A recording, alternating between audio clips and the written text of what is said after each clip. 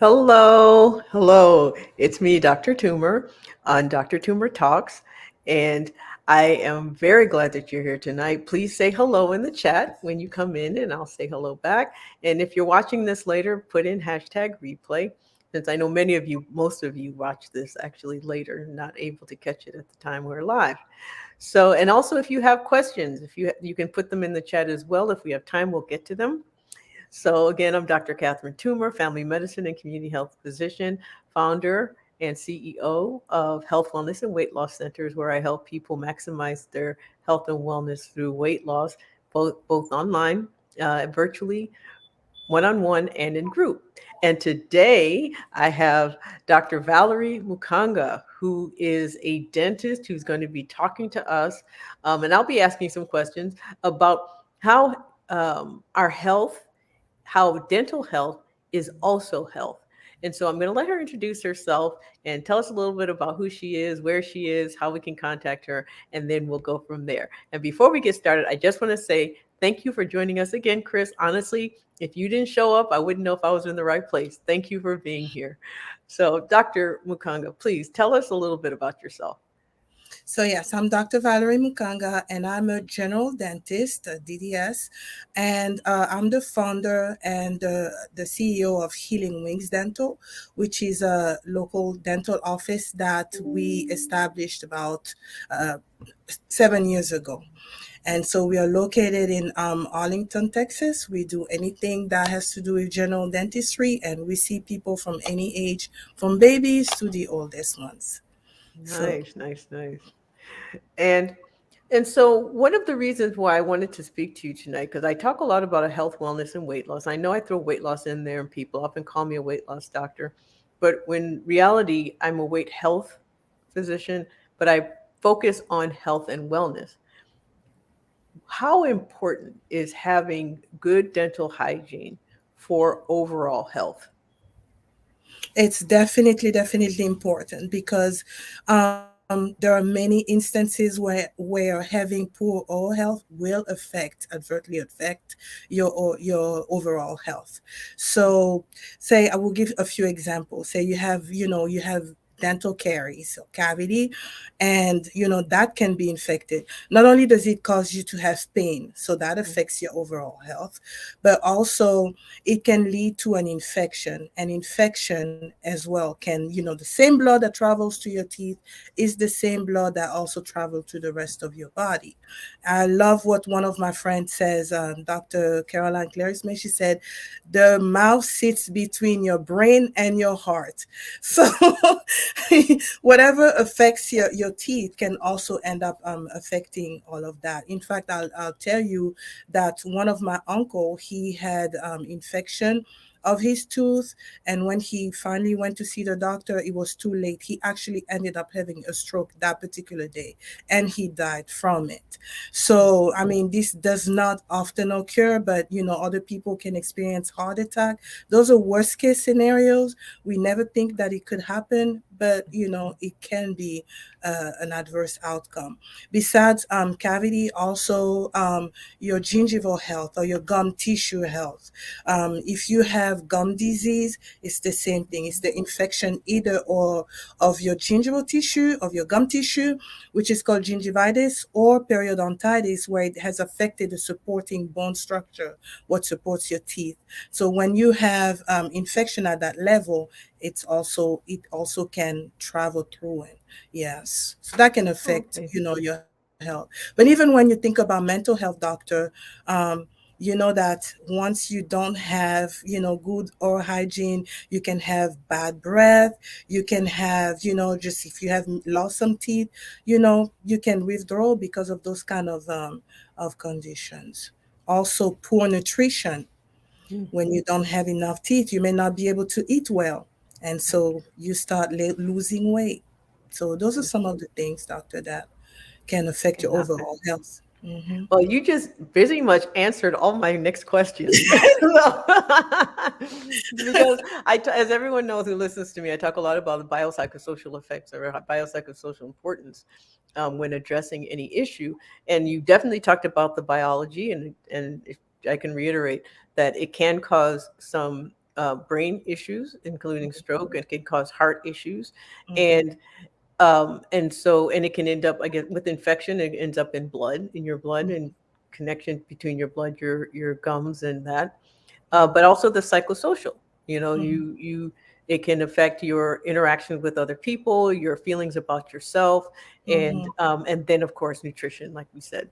Mhm. If your teeth hurt, if you don't have enough teeth to chew, it can affect all the different things that you need to do in order to stay healthy. Yeah, So when and you you can talk about, even, I'm sorry, you can even, some people have to miss school, or they mm, cannot go to work. That can affect you. Some people cannot be hired, like say homeless people, no teeth. They cannot be hired, even though we cannot discriminate. But who says mhm, they're not discriminated against exactly, because of their exactly. teeth? So Hmm. it can affect people. So then my question is this. Um, so you mentioned that having cavities is a form of infection, having gum disease a form of infection. Is this the reason that people with heart disease need to take antibiotics before getting dental work done? Those are some of the reasons, but Hmm. um, as far as what used to be causes for prophylactic antibiotics prescription before the Hmm. treatment, those guidelines have drastically changed. So Okay. before, if you had like a heart murmur, you Hmm. needed to have antibiotics before. If you had joint replacement, you needed to have antibiotics before, but it's no longer the case. There are only a very few cases for which you would need that. And if it's you have a cardiac transplant, and with some other issues, or if you had you are a child and you have some cyanotic defects of your heart, that with poor oxygen level, you need, there are only a few cases really where you still need to take that. However, with joint replacement, in some cases you have to talk to the patient's doctor, so that they can let you know whether you need to or not, and what you need to provide Okay. or prescribe before that. But there's Yeah. so many things. Like for example, I have a heart murmur, and Hmm. so way back in the days, in the 1990s, I was told that I needed to tell the dentist that I have a heart murmur and I need to take antibiotics before. But it's no longer the case. There are only a few cases for which you need it now. Okay. Well, those who've listened to me and heard my story, I have congestive heart failure, and I'm put on Hmm. prophylactic antibiotics almost every Hmm. time I have dental work done. Um, Hmm. and so, one of the things that I talk about a lot is the effect of blood sugar on weight gain and the body's ability to, to take carbohydrates and metabolize them properly so that your body makes fuel instead of fat. Now, Hmm. with infection, and you're talking about mouth and teeth, is that an infection that can also cause a rise in blood sugar, or is it something that's not as serious?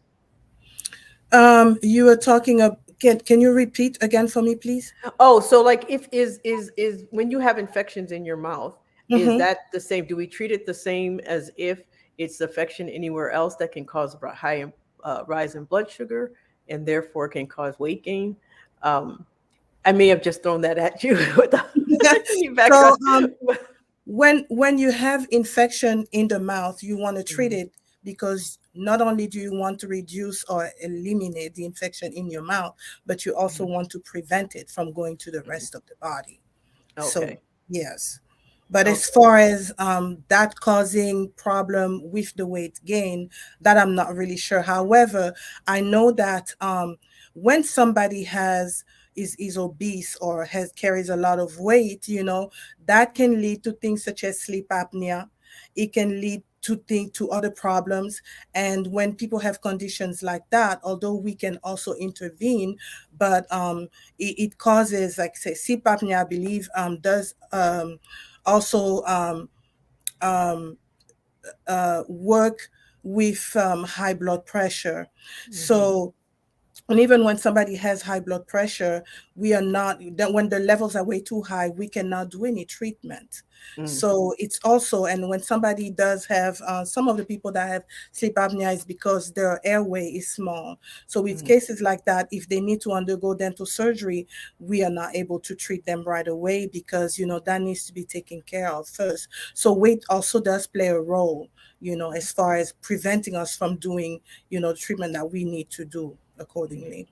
Okay, that actually is, and I guess my question earlier was a little bit unfair because that was more of a family medicine question that should have been directed at me. Yes, having diabetes does affect your gums and teeth, which you did Yes, mention, but it then does. also having infection of your teeth and gums can make your diabetes worse, and Hmm. therefore it can make it difficult for blood sugar. But one of the things you did mention was nutrition in Hmm. terms of teeth and nutrition. How does your dental health affect your nutrition then? So, in two ways. What Hmm. you eat can affect your the condition of your teeth or your gum. Okay. So once you first of all, when you eat when you have a diet where you have a lot of sugar, that is Hmm. going to affect your teeth, causing you cavities, because what bacteria do is that they eat up and feast on the sugar, and then they're going to produce a byproduct, which is acid, that's going to eat up your teeth and then destroy them, and that's how you get cavities. But also, say for instance, when you have now not enough teeth, you're not able to eat. You're not only not able to eat, but also not even able to enunciate properly your words. So so when it comes to nutrition, we also recommend like a well balanced diet. Hmm. We encourage people to decrease, the amount of sugar that they use, but not just that, also like sticky food, things that can get stuck on your teeth, like even chips and things like that. We also ask people to not eat that. So a lot of, fibrous food we recommend, fruits, things that are healthy, that are going to help you, yes, Oh, for okay. your diet. So then I ask you, so when it comes to children and Hmm. helping them have healthy habits, what are some of the things that we as parents can do to make sure that our children then have healthy habits towards their teeth? Obviously, we know brushing, but are there different ways of brushing? Are there different products that they should be using or that we should be using even as adults for our dental health? So now it depends on the age Hmm. of the child, because when the children are babies, we don't really recommend fluoride because they are not able to spit. So once you use toothpaste that does have fluoride on a child that cannot do that, they're going to ingest it, and it can cause some stomach ache for some children. Hmm. However, when they are able to do that, even for adult, we advise to use toothpaste that does have fluoride because it helps remineralize the teeth, and so it makes them stronger, and yeah, so it helps you that way. I had told a doctor the other day that for children and babies, we want to prevent them from drinking the milk bottle at night, or even because it can cause baby caries. Hmm. So you will see a lot of babies that have, cavities on their teeth, and that's because, at night we have a decreased amount of salivary flow, and so because of that now, bacteria can adhere to teeth better and cause more damage. So anytime at night, anyone wants to make sure that they brush their teeth so that it decreases that from happening. Um, yeah, so we want to make sure that we brush our teeth at least twice a day, morning and night after our meal, and also floss the teeth because the bristles of the toothbrush cannot reach between the teeth. And so that being said, with the dental floss, we're able to now go between the teeth. And many times we see people that don't have cavities on the chewing surfaces of the teeth, but between the teeth, Okay. like there is so much going on. And you also want to make sure that you get your checkups with your doctor on a regular basis. Go Going ahead. Sorry. going back to diabetes, one of the things that we have noticed here, and we know that people that do have diabetes, they tend to heal less Very fast slowly. than other Hmm. people. So they heal slowly. And with that, say when somebody has an extraction, they also, have a slow healing process. So, Okay. we want to get the diabetes checked. Besides the fact that it is affected and does affect the periodontitis. Okay. Well, before we continue, I just want to say hello to Dr. Klersmick, who's joined us. Um, well, you remind me of something my father used to say, that only floss the teeth you want to keep. And so, That's and so, right. yes. So the other question I have for you, you brought up another point about saliva. Hmm. Often with the medication, particularly for weight loss, a lot of the appetite suppressant medications, some of the diabetic medications that help with weight loss, and then I also test for and treat some depression, anxiety, and those medications. Many of those can affect your saliva and lower Hmm. your salivary output. Hmm. How does that affect you during the day, and what can you do to counter that during the day? And does water alone help? So water does help, but not necessarily, not oftentimes not water alone. So Mm, sometimes, patients are prescribed some additional product to help them, alleviate the problem. But making sure that you drink enough water, because when you don't have enough saliva, your mouth is so dry, you're not able to really speak well because it is so dry in there, and also you're not able to eat well, and sometimes you can start having sores. So drinking water a lot, and also there are some product that we do um, uh, prescribe right. to the For them. patient, like biotin and other products. Now it Oh, depends on the okay. patients. Yeah. Oh, okay. So you heard it again from someone else. I always harp on drinking water. So Mhm. you see, every single person I've had come says the same thing. Drinking water is very, very important. So can you tell us a little bit about how people can find you, where you practice, and so if someone wanted to find you, then and what sort of things do you treat? Okay. Um, we treat many different conditions. So Hmm. we are not only able to prevent things from happening, so we are Hmm. into prevention with your cleanings and um, also maintenance, but also treatment. So um, we do fillings, we do crowns, we do bridges, we do dentures, we do implants, we do a root canal treatment. There are variety of things that we do. We also do some cases of orthodontics because in many cases when people's teeth are not well aligned, they're not able to brush their teeth properly. And so it's very good. And sometimes they even have occlusion problems where it can cause them to have TMJ issues. And Hmm. so we treat that. We also do occlusal bite guard because we don't want for people who have bruxism, when they grind their teeth so much, it can Okay. flatten the teeth, and then they can become sensitive where they have lost so much of their enamel. And so we treat them with that. There's so many things that we do. Okay. And Yes. so, actually, I'm going to put your information up so people can find you and where you are. And Mhm. so, her practice again is Healing Wings Dental. It's in Arlington, Texas, and the phone number is there 972-213-0202. So if you are in the Arlington, Texas area and you want a very, very good dentist, then definitely give Dr. Mukanga a call. And before we continue, I also want to say thank you to Dr. Duke, who has also joined us in our discussion. And so, if there's anything you could leave people with on how they could have good dental hygiene, what Mhm. would it be? We know about brushing, we know about flossing. Is there anything else that is not as obvious? And also, we know about sugar.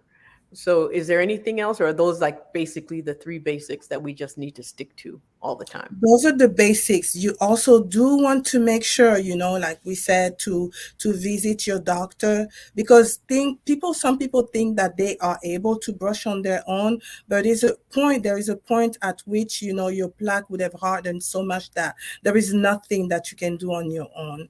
And with the plaque lingering there, that's the cause of ending up having gingival problem or gum disease and bone problems. So it's very important to get your checkups on a regular basis, because we can prevent things from progressing Mhm. so much. You want to make sure that you eat the right things, Mhm. also. Mhm. So, how often should someone visit their dentist? The recommendations, I would say, is to see them Mm, at least twice a year. So every okay. 6 months, just about. But for people who have periodontitis, that increases. Okay. Oftentimes, we see them to do their cleaning every 3 months. Every 3 months. So, when you say periodontitis, that's like when they have gum or teeth infection of some sort, or any type of oral issues that requires Period, addressing. periodontitis is where they have now infection of the bone that support the Okay. teeth. Ah, So okay. it has gone beyond just having infection Mhm. of the gum, but Okay. also the structure under the gum. Okay. So there we go. And that Yeah, can I cause just wanted to clarify that. mobility of the teeth. And some Hmm. people may not have cavities, but they may Hmm. lose teeth because now they don't the support of the teeth is no longer strong. The teeth start Hmm. being mobile and they lose their teeth that way. Okay. And then, of course, that just starts a snowball of other issues with jaw, headaches, sleep apnea, other different things that can happen. You mentioned. Well, well, thank you so, so much for joining me. I think we've learned quite a bit. We all think we know until we have an expert tell us otherwise. So thank you for joining us. No problem, Dr. Thomas. Thank you so much for having me. All right. Good night, everyone. And thank you, those of you who joined in. And if you listen later, put in hashtag replay so you know you've been here. Thank you. Bye.